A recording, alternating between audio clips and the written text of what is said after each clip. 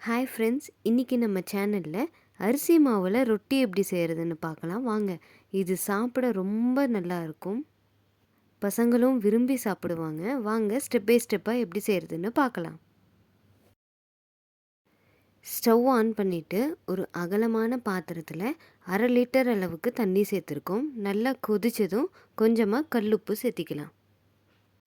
உப்பு நல்லா கரைஞ்சதும் மாவு சேர்த்த ஆரம்பிக்கலாம். 1/2 கப் அளவுக்கு அரிசி மாவை சேர்த்துறோம். இப்போ நான் சொல்கிற அளவுக்கு செஞ்சிங்கன்னா 4 பேர் தாராளமாக சாப்பிட்லாம். மாவு போடும்போது சிம்மில் இருக்கட்டும். போட்டதுக்கப்புறம் ஹை ஃப்ளேமில் வச்சு களிக்கு எப்படி கிண்டுறோமோ அதே மாதிரியே கிண்டிக்கலாம். ரொம்ப நேரம் வேகணும்னு அவசியம் இல்லை. ஒரு 2 நிமிஷம் போல் வெந்துச்சுனாலே ஸ்டவ் ஆஃப் பண்ணிவிடுங்க.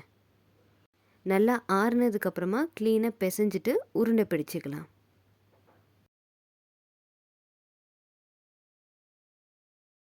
அவ்வளோதாங்க, மாவு ரெடி. இப்போது ரொட்டிக்கு எப்படி தேய்க்கணும்னு பார்க்கலாம் வாங்க. கொஞ்சமாக சப்பாத்திக்கு எவ்வளோ எடுப்போமோ அதே அளவுக்கே மாவை உருண்டை செஞ்சுட்டு அரிசி மாவு 2 பக்கமும் தொட்டுட்டு தேய்க்க ஆரம்பிக்கலாம். ரொம்ப ஸ்பீடாக தேய்க்க போனால் ஒழுங்காக வராது.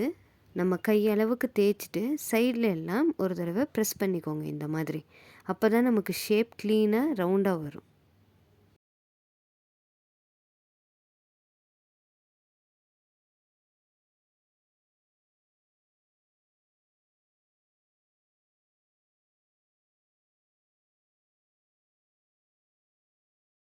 மறுபடியும் கொஞ்சமாக அரிசி மாவு எடுத்து எல்லா பக்கமும் தூவி விட்டுக்கலாம்.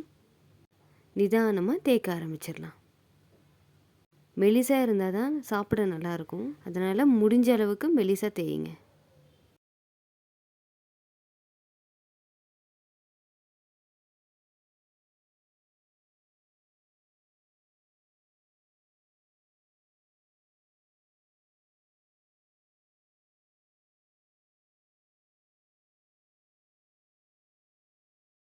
அவ்வளோதாங்க, மெலிசாக தேய்ச்சாச்சு. இப்போது ஸ்டவ் ஆன் பண்ணிவிட்டு கடாயை நல்லா ஹீட் பண்ணி ரொட்டியை சேர்த்துடலாம். 2 பக்கமும் நல்லா வேக வைக்கலாம். பாருங்கள், லைட்டாக பபிள்ஸ் வந்துருச்சு. இப்போது திருப்பி போட்டுக்கலாம். கொஞ்சமாக எண்ணெய் சேர்த்துக்கலாம். இப்போது மறுபடியும் திருப்பி போட்டுட்டு இன்னொரு பக்கமும் எண்ணெய் சேர்த்துக்கலாம். மாவு கொஞ்சம் ஆல்ரெடி வெந்திருக்கிறனால இது ரொம்ப நேரம் வேக வைக்கணுன்ற அவசியம் இல்லை. லைட்டாக உங்களுக்கு ப்ரௌன் கலர் ஆனதும் எடுத்துடலாம். பாருங்கள், சூப்பரான அரிசி ரொட்டி ரெடி. 2 பக்கமும் நல்லா வெந்திருக்கு. லஞ்ச் பாக்ஸுக்கு கூட இதை நம்ம செஞ்சு கொடுக்கலாம். சாஃப்டாக நல்லாயிருக்கும். இதுக்கு சைட் டிஷ் என்ன நல்லா இருக்கும்னு நான் நெக்ஸ்ட் வீடியோவில் போடுறேன். அதுக்கு நம்ம சேனலை மறக்காமல் சப்ஸ்கிரைப் பண்ணிக்கோங்க.